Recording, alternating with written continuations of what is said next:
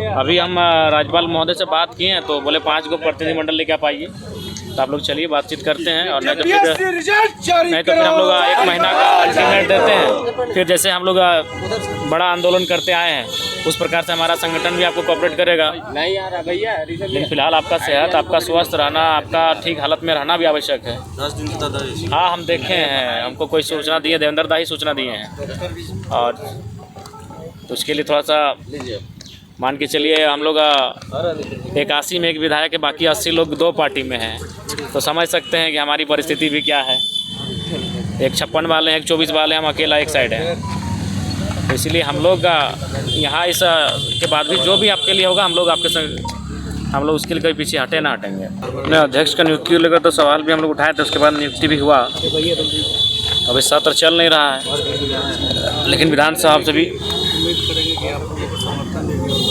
नहीं, बिल्कुल हम लोग का पूर्ण समर्थन रहेगा। आप लोग आंदोलन को अभी फ़िलहाल आप अपने सेहत को देखते हुए आप अपना इसको त्याग को थोड़ा सा ये कीजिए। हम लोग फिर एक सटीक रणनीति के साथ आते हैं मैदान में। लेकिन फिलहाल आज आप कम से कम कहा कि आप लोग का स्वस्थ रहना भी, सटीक रहना भी ठीक है। और रीत यही है दादा कि युद्ध के बाद विराम होना चाहिए, विराम के बाद फिर युद्ध की तैयारी होना चाहिए। अगर हम लोग डायरेक्ट युद्ध में ही हमेशा रहेंगे तो कितना लंबा समय तक है। इसलिए युद्ध विराम दोनों को साथ में लेके चलना होगा। फिलहाल आपके सेहत को देखते हुए हमें लगता है कि थोड़ा सा आपको भी गंभीर होना है। आप रहेंगे तो लड़ाई हम लोग लड़ेंगे। आखिर लड़ाई किसके लिए है? जिनके लिए लड़ाई है उनका भी तो स्वस्थ रहना ठीक आवश्यक है। लड़ाई किन के लिए है? आप लोगों के लिए है, हम लोगों के लिए है। तो इस लड़ाई को जिनके लिए लड़ा जा रहा है उनका भी दुरुस्त रहना आवश्यक है। चलिए, अभी राज्यपाल महोदय से हम समय लिए हैं, क्या वो कहते हैं।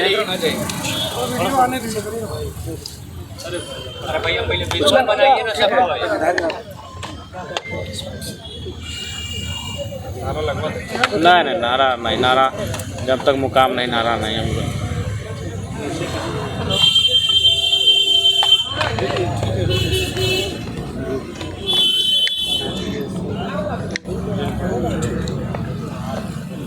5 जन का नाम दे दीजिए। अभी फ़ौरन चलिए राज्यपाल महोदय के पास।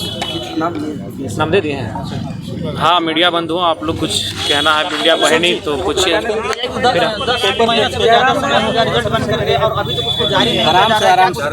देखिए। ये बहुत ही दुर्भाग्य का विषय है कि इस राज्य की जो सर्वोच्च परीक्षा है JPSC, अगर उसका ये रवैया रहेगा तो उचित नहीं है।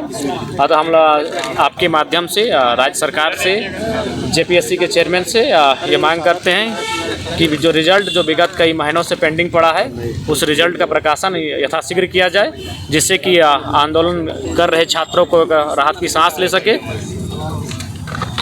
हमेशा स्टूडेंट को कभी लाठीचार्ज कर दिया जाता है, कभी अनशन पे छोड़ दिया जाता है।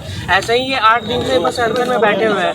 ऐसे कब तक चलेगा? देखिए, सिस्टम को दुरुस्त जब तक हम लोग नहीं करते हैं, सिस्टम को एक बार दुरुस्त करने की आवश्यकता है। इस सिस्टम में आज जो आंदोलन करने वाले युवा हैं, पढ़े लिखे युवा हैं, जिनमें नैतिकता है, जिनमें निष्ठा है, जिस दिन वे लोग इस सिस्टम में आकर बैठने लगेंगे, धीरे धीरे सिस्टम दुरुस्त होगा। चूँकि अभी भी सिस्टम में बहुत सारे दिमाग लगे हुए हैं, उन दिमागों को दुरुस्त करना, ठीक करना भविष्य के लिए अति आवश्यक है। JPSC का एग्जाम जो है अभी इतना डिले हुआ है, रिजल्ट सरकारी पक्ष तरफ से कुछ भी उन पर सकारात्मक नहीं किया गया, क्या कहेंगे इस पर?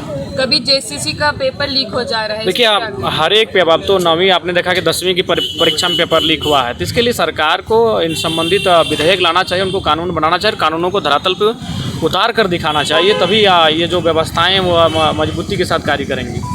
सर, छात्र तो हमेशा रोड पे ही बैठे रह रहे हैं, हमें जब देखा जाए। जी बिल्कुल, ये इस राज्य का दुर्भाग्य है। जिनको इस राज्य की उन्नति के लिए, इस राज्य की सशक्तिकरण के लिए अपना समय, अपना ऊर्जा देना चाहिए, वे लोग हमेशा सड़कों में, धरनों में, आंदोलनों में व्यस्त पाए जा रहे हैं अपने हक अधिकार के लिए।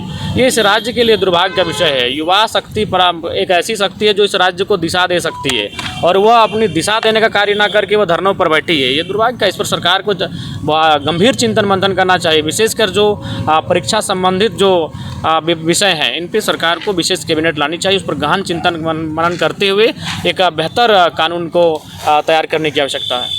रिजल्ट में देर हो रही है तो ये क्या रिजल्ट जो है भ्रष्टाचार की तरफ बढ़ते दिख रहे हैं आप? देखिए, रिजल्ट में देरी हो रही है और जितना देरी होगी हमारी आशंकाएं भी उतनी मजबूत होंगी, लेकिन हम लोग चाहेंगे कि रिजल्ट देरी ना हो। उसके लिए लगातार अब हम लोग अपनी आवाज़ को बुलंद करेंगे, एक अल्टीमेट देंगे अभी और उसके बाद पुनः अगर नहीं होता है तो एक जोरदार आंदोलन की तैयारी करेंगे। जयराम जी, सीएम हेमंत का कहना है कि जेपीएससी जो है एक स्वायत्त संस्था है, सरकार उसमें इंटरफेरेंस नहीं कर सकती। नहीं, देखिए, झारखंड की नामी संस्था है तो निसंदेह आप उनको मार्गदर्शन दे सकते हैं। सरकार है, राज्य की सरकार को मार्गदर्शन देना चाहिए। आखिर क्या लगता है कि हर बार कभी परीक्षा कराने को लेकर छात्र आंदोलन करते, फिर परीक्षा हो या तो रिजल्ट को लेकर, पीछे की क्या कहानी है, क्या आपको लगता है? देखिए, अभी तो जैसा हमें समझ में आ रहा है, बहुत सारी पीछे पर्दे के पीछे बहुत सारी कहानियाँ रची जाती हैं। उनसे जब हम सटीक अपने इन्फॉर्मेशन को कलेक्ट कर लेंगे तो आपके माध्यम से उसे साझा करेंगे, लेकिन अभी कुछ भी सटीक कह पाना कठिन है। बोला जा रहा है कि रिजल्ट बन करके तैयार है, लेकिन सदस्य देखिए, दस्तखत नहीं कर रहा है। करेंगे, दस्तखत तक वो करेंगे, ज़रूर सिग्नेचर करेंगे। अब जब राज्य के युवा सड़कों पर है, राज्य के युवा चाहे एक आंदोलन की रूपरेखा तैयार कर रहे हैं तो निसंदेह उन्हें दस्तखत के लिए बाध्य होना पड़ेगा। उनके कहने सब कुछ नहीं होगा।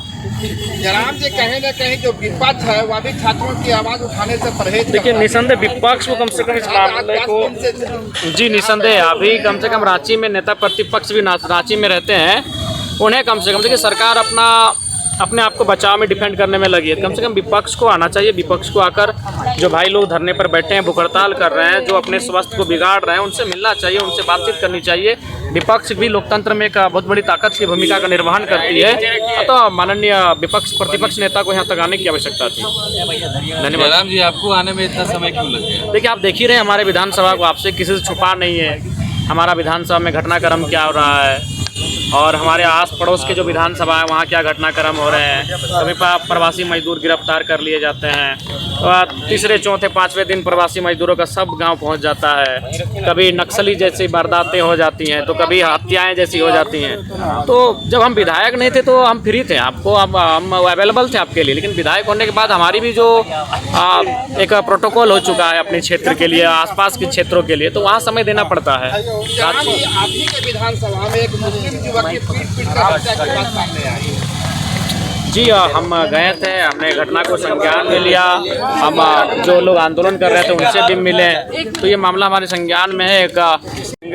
और जब तक रिजल्ट जारी नहीं हो जाता है तब तक हमें लगातार गाइडलाइन भी करते रहेंगे, कैसे आंदोलन करना है, कैसे रिजल्ट निकलवाना है। मैं इनको बहुत बहुत धन्यवाद देता हूँ। शुक्ला जी, जयराम महतो जी यहाँ पे आए, जेल कैंप का एक विधायक होने के बाद भी बीजेपी के और भी विधायक बहुत सारे लोग हैं वो नहीं आए, यहाँ तक कि जो राज्य में जिनका सरकार है उनके विधायक से कोई नहीं आए, क्या कुछ कहेंगे?